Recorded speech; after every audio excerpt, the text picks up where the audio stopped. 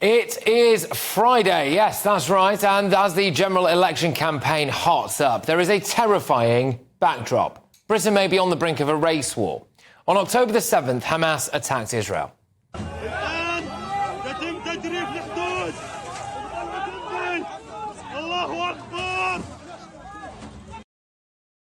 This was greeted by scenes of celebration in parts of the country.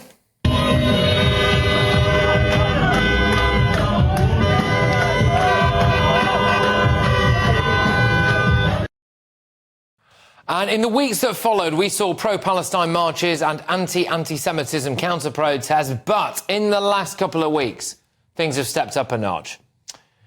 Initially, the student protests seemed almost laughable. The staged die-in at Oxford University, posh, possible trust fund babies at Exeter screaming into a megaphone. After 8 months, we finally did something. We shut it down! And revolutionary communists in Cambridge wearing masks and losing their voice. What are you here protesting about? Might not get a better opportunity than this to talk to What's your someone. message to the Palestinian people? What's your message to Hamas? What's your message to Israel? Hi, I'm Suella. I'm keen to find out your views and what you're protesting about. Nothing at all? I'm really keen to hear what your message is to Israel. No. But it has got more sinister. Swastikas have been found carved into toilet doors at Regent's Park College at Oxford University. And pro-Israel supporters were subjected to vile abuse at a 250,000-person strong march last Saturday.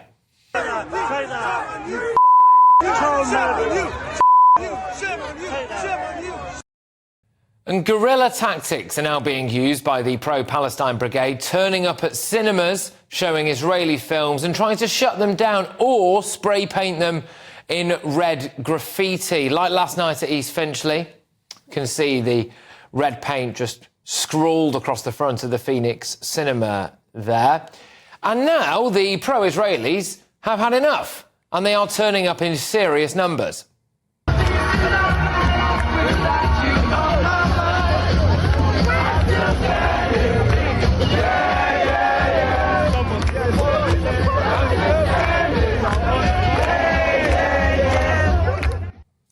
And they are sending the pro-Palestine fanatics packing.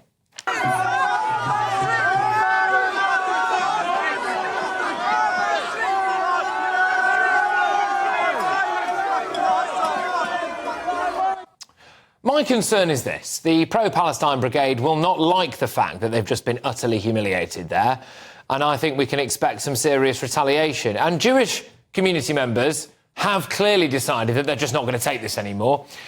I think it's reasonable to wonder if Britain is on the brink of some serious race war violence. But let's get the thoughts of my panel this evening. I've got former BBC and ITV chief political correspondent John Sargent, political commentator Joanna Jarju, and political commentator as well, Alex Armstrong.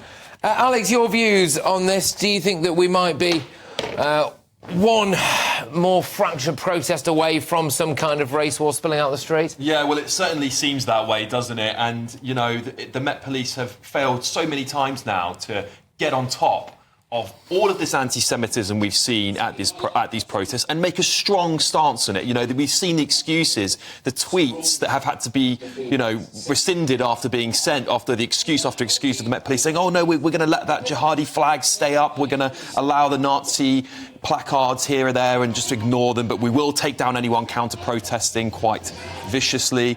And this is the problem. They've given rise to a group of fanatical people who have taken over a peaceful protest in most cases, and now those more violent people are starting to show up in numbers. And putting swastikas on anything is absolutely vulgar. OK.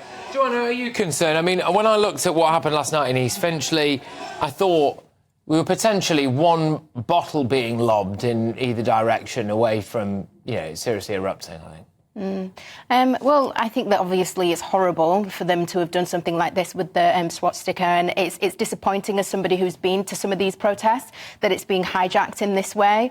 I think that, you know, rather than this being a race war, I think it's more so a culture war, because when it comes to people who are neo-Nazis, you know, globally, we see it from different countries. You know, even in Ukraine, sometimes Russia kind of use the excuse that they're invading Ukraine because they want to denazify the country. So I think that it's more so a mindset, but clearly this is different in the sense that this was beyond even passive aggression, in the sense that somebody was clearly trying to, you know, more than offend the Jewish community, and we don't know who it is at this point, but it really is a shame for the bigger cause. And I think that vandalism as well, you protest to kind of show your support, to influence some sort of change, but I think as soon as you start to vandalise, it ruins the argument completely.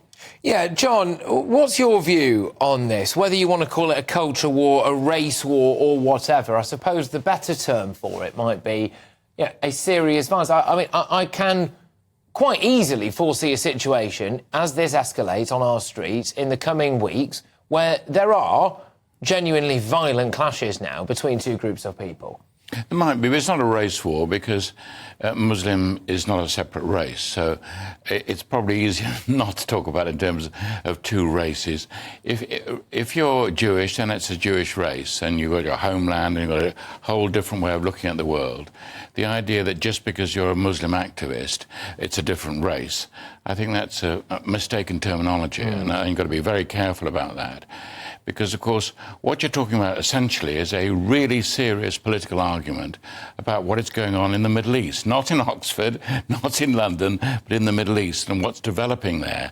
And that is much more likely to affect how people see it on television and how they're responding to it. So one shouldn't see it as being, oh, this is something which is getting worse in Britain, and therefore it's escalating.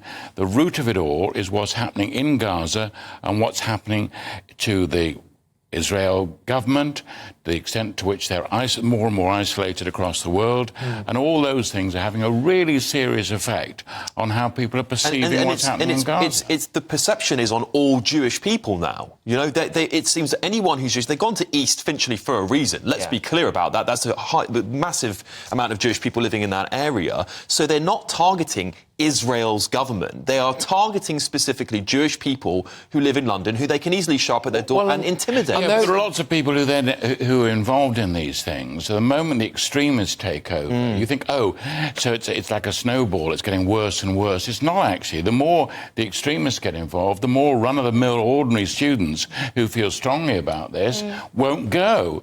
And also remember what's happening. The holidays are about to come up. Students are about to leave at the end of term. So the assumption that the moment it gets worse, it'll go on and on getting worse and worse, I don't think so. Yeah, OK. I mean, my concern really with this is, and I saw it last night, is and I know from speaking to a variety of different people, which is that a lot of the pro-Israel lot feel as though enough is enough now, and that they've been, you know, kind of punched and punched and punched, and they have decided to clap back on this. And I don't think, Joanna, that the pro-Palestine Brigade are going to take that particularly well. And I just wonder whether or not the genie's already out of the bottle now, and we are, you know, potentially a couple of weeks away from reporting something very serious.